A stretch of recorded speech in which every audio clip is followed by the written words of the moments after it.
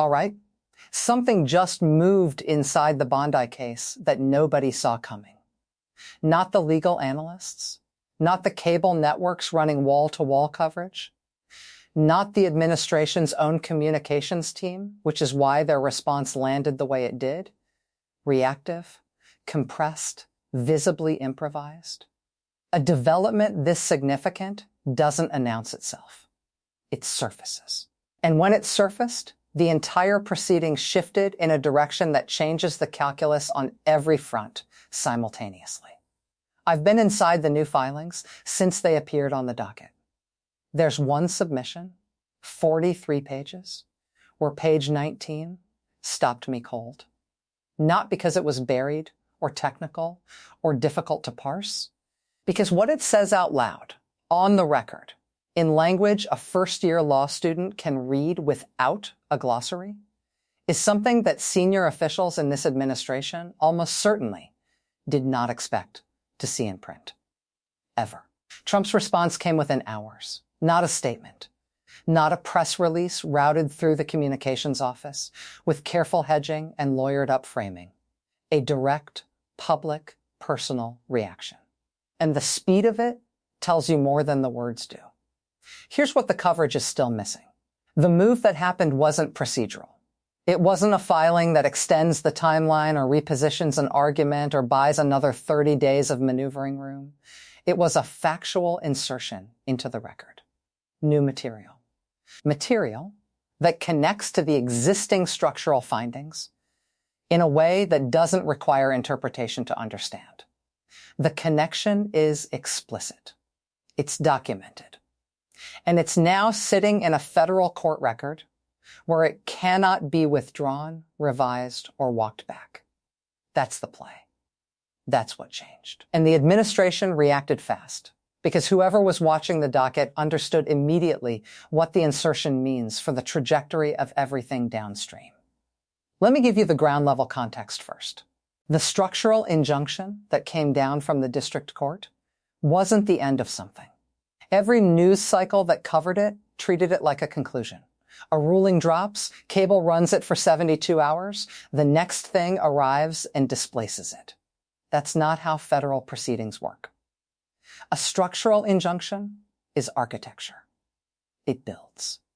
It accumulates. Every compliance conference, every monitoring brief, every new filing that touches the defined category of matters adds another layer to what the court is constructing. The ruling wasn't a destination. It was a foundation. What happened this week was the first major addition to that foundation. And it didn't come from the state coalition. It didn't come from the amicus filers, though their presence in this record has been significant and their filings have been among the most substantive produced in any proceeding this year.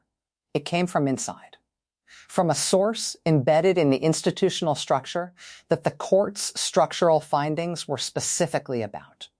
That's the detail that the cable coverage is running past without stopping to register what it actually means.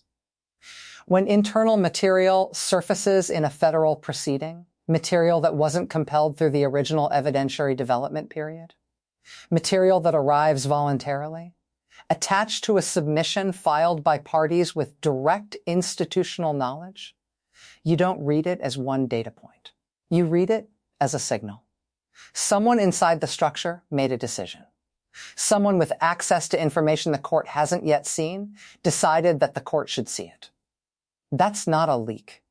That's not a whistleblower drama in the colloquial sense. That's a person with standing in the proceeding making a formal submission and attaching material they had the authority to attach. The question you ask is why now? Why this week? What is it about the current moment in this proceeding that made this week the moment to move? The 60-day compliance deadline is the answer. When a court gives a department 60 days to demonstrate structural compliance, the clock isn't just a bureaucratic countdown. It's a pressure gradient. Every day that passes without substantive compliance framework development is a day closer to a default finding. And default findings in the context of structural injunctions don't just restart the clock. They escalate the remedy. The court that already found predetermined outcome orientation in internal communications and already imposed 18 months of supervised oversight doesn't go softer when compliance fails. It goes harder. Whoever made this submission understands that gradient. They submitted material that is directly relevant to the compliance question, not the underlying liability question that's already resolved in the ruling, the compliance question. Whether the DOJ's internal structure has actually shifted in the ways the court required, or whether the 60-day window is being used to manufacture the appearance of compliance while the operational reality remains unchanged. Page 19 speaks to that question directly. And the language it uses is not ambiguous. Let me walk you through the timeline that produced this moment. 6 weeks ago, the structural injunction landed. 47 pages, 3 stayed matters, 18 months of judicial oversight, 60-day compliance window. The administration's response was 31 pages that spent 29 of them arguing the court didn't have the authority to do what it just did, and 2 of them engaging with the factual findings the court spent 14 pages building. That ratio told you everything about the administration's strategic posture. Fight the structure, not the facts. 5 weeks ago, the government filed an emergency stay petition in the circuit. The circuit acknowledged receipt, issued a briefing schedule, didn't signal urgency, didn't move on an expedited timeline, sat with the petition the way courts sit with petitions they aren't treating as emergencies, regardless of how the mouvant frames them. 4 weeks ago, the compliance conference happened. The one that was closed, but whose docket entry everyone was watching. The conference lasted 2 hours and 40 minutes. The scheduling order it produced required the DOJ to submit its compliance framework not in 60 days, but in stages. A preliminary framework in 30 days, a complete framework by the deadline, and a supplemental submission addressing specific categories of documentation that the court explicitly identified as insufficiently addressed in the government's initial conference presentation. That last requirement, the supplemental submission addressing specific documentation categories, is what opened the door. Because when a court tells you what specific documentation you need to produce, parties with access to documentation in those categories have a decision to make. Some of them make it in favor of the court's inquiry. Some of them make it in favor of the institution they're inside. Some of them make it in favor of something else entirely. This week, somebody made their decision. 3 weeks ago, a watchdog organization that had previously filed in the related conflict proceedings entered this proceeding formally, not as amicus, as an intervener. The court granted limited intervention rights for purposes of the compliance monitoring phase. That's significant on its own. Watchdog interveners in structural injunction compliance proceedings can file their own submissions, present their own evidence, and argue directly to the court about whether compliance is genuine or theatrical. That's a new voice in the room. A voice that has already demonstrated in the earlier conflict proceedings that it does detailed evidentiary work, that it reads the sealed submissions where they become available, that it has sources and methods for gathering information about institutional conduct that go beyond what the public record shows. That voice is now formally inside this proceeding, with standing, with filing rights, with the court's explicit invitation to speak to compliance questions. 2 weeks ago, the preliminary compliance framework arrived on the docket, publicly available in redacted form. 27 pages. 9 pages of redactions. The framework describes at a high level of abstraction a new documentation process for the affected decision categories, new review steps, new sign-off requirements, new record-keeping standards. On paper, it looks like what a compliance framework is supposed to look like. On paper.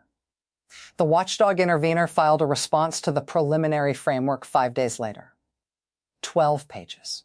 No redactions. Every word of it in the public record. And the 12 pages do something the DOJ almost certainly didn't anticipate when they filed their framework. They compare the framework's stated processes to documented institutional conduct during the same period the framework covers.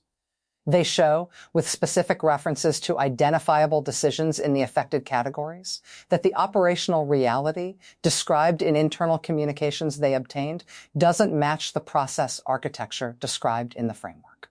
That's the gap between the documented process and the lived process, between what the compliance framework says happens and what the submission shows actually happened. And page 19 is where the gap is widest.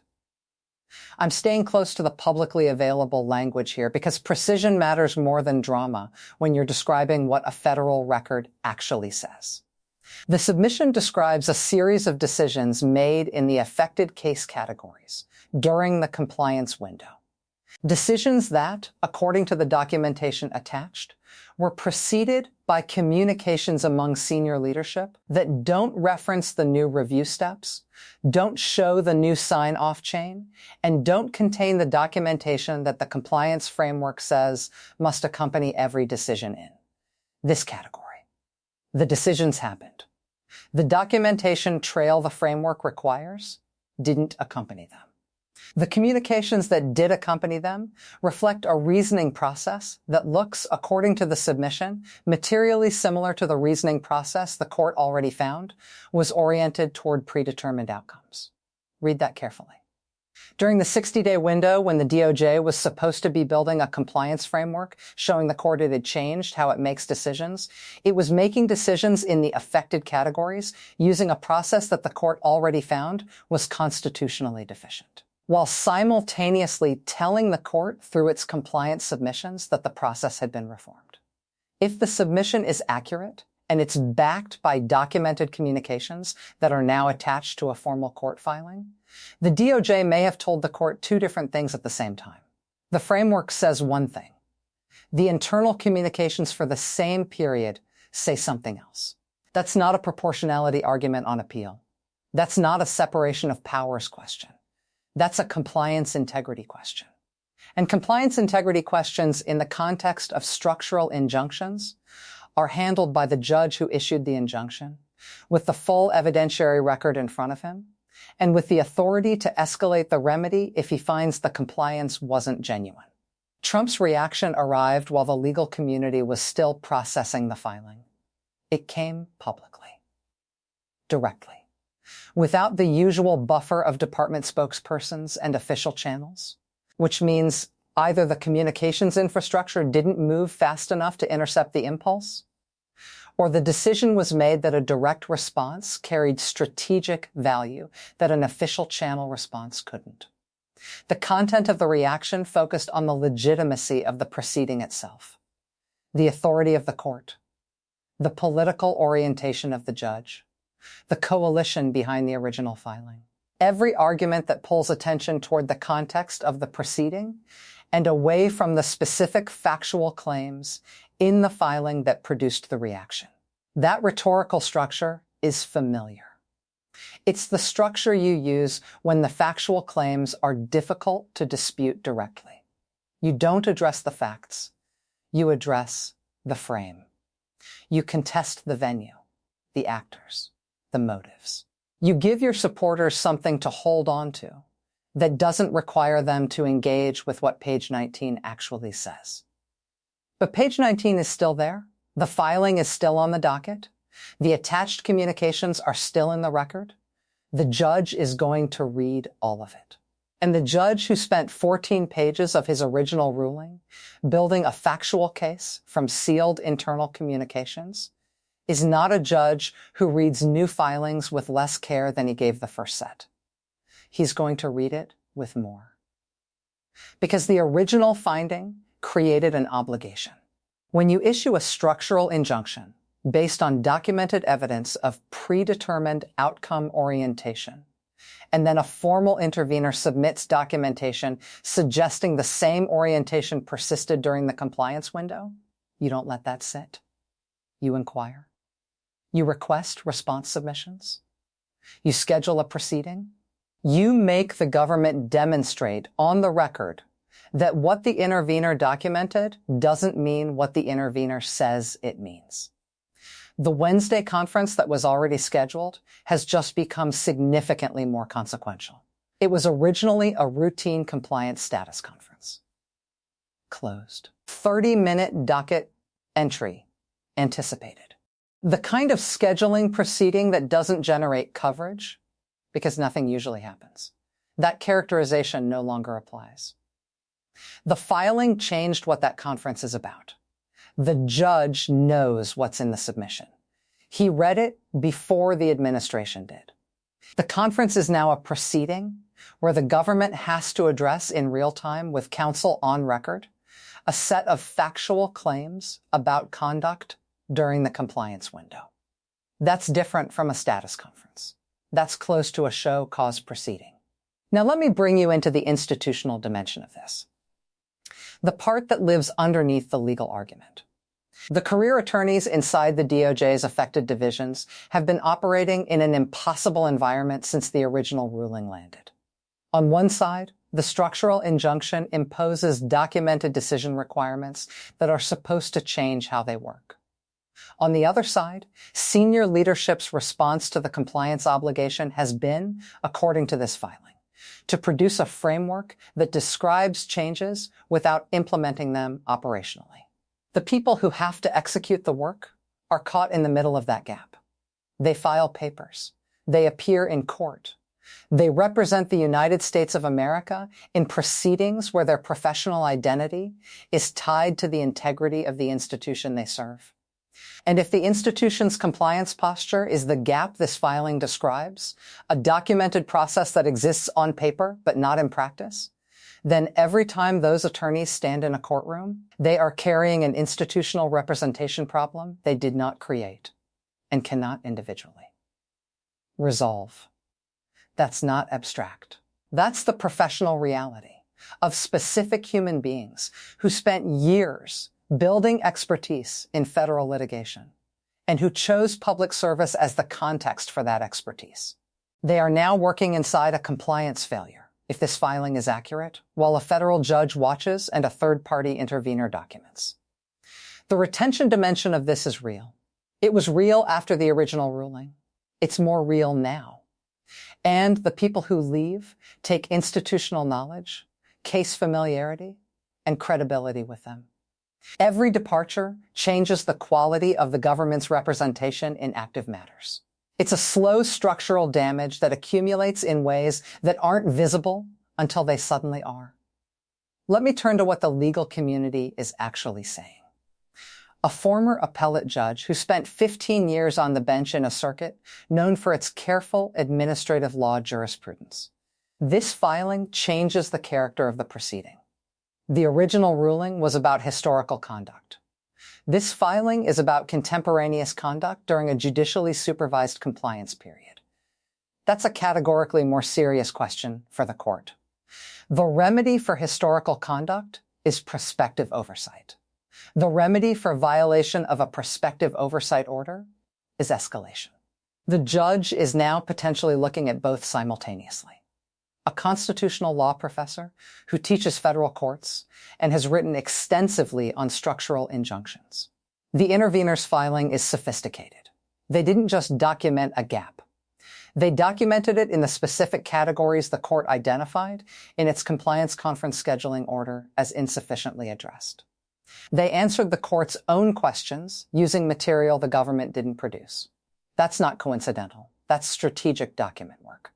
The court is going to notice that the intervener's submission is more responsive to its own compliance inquiry than the government's submission was. And then write them down. In a new order.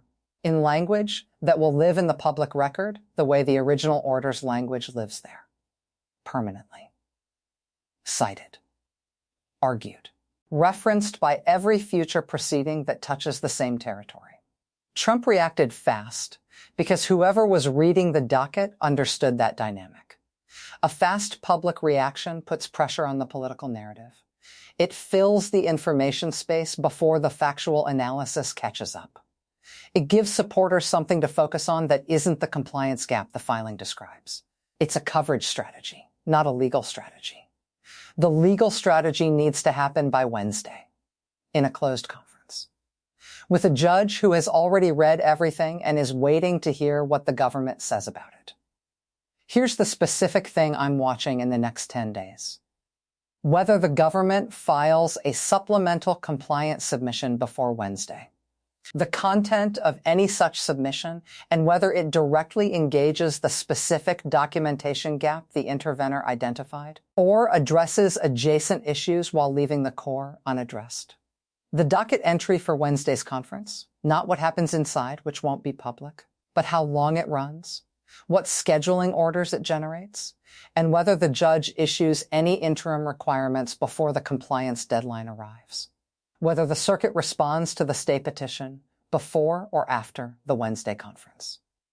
A pre-conference response is different from a post-conference response, and the difference tells you how the circuit is reading the district court's current posture.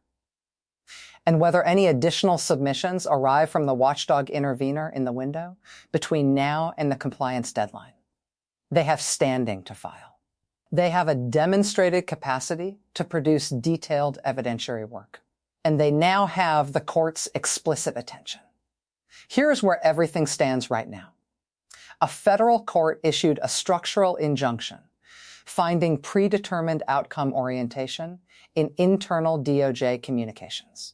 The DOJ filed a compliance framework that the court found insufficiently addressed specific documentation categories. A formally intervening watchdog submitted documentation showing a gap between the framework's stated process and internal communications from the same compliance period. Trump reacted publicly, attacking the court's legitimacy rather than addressing the factual gap. The circuit is sitting on a stay petition that just became more complicated.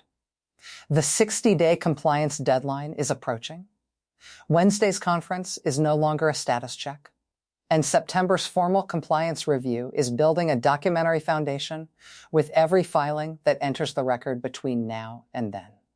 The explosive twist isn't that someone filed a document. The twist is what the document shows happened inside the DOJ while a federal judge was watching and the compliance clock was running. It shows, if the submission is accurate and the court reads it the way the intervener intends, that the supervised period didn't produce genuine reform. It produced a framework that described reform while the underlying operational reality continued largely unchanged. That is a more serious finding than the original ruling if the court concludes it.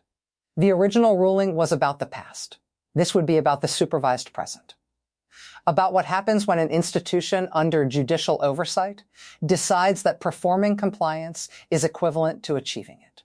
The judge who wrote 14 pages of factual analysis from sealed internal communications is not a judge who mistakes performance for substance. He built the original ruling to survive appeal precisely because he did the detailed evidentiary work.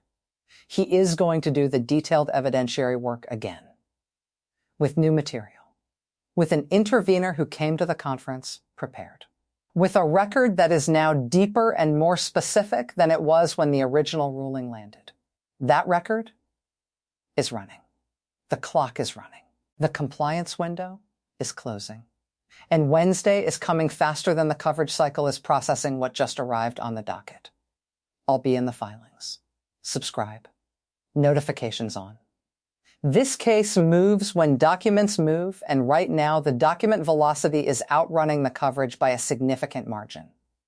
The story isn't what Trump said publicly. The story is what the judge is reading privately. And what he does about it in the next 10 days changes the trajectory of this entire proceeding. The record is where this lives. I stay in it so you don't have to read 43 pages at midnight to understand what actually happened. Stay close. Because the next move is Wednesday. And Wednesday just became the most consequential docket entry in a proceeding that's been producing consequential docket entries for 14 months straight.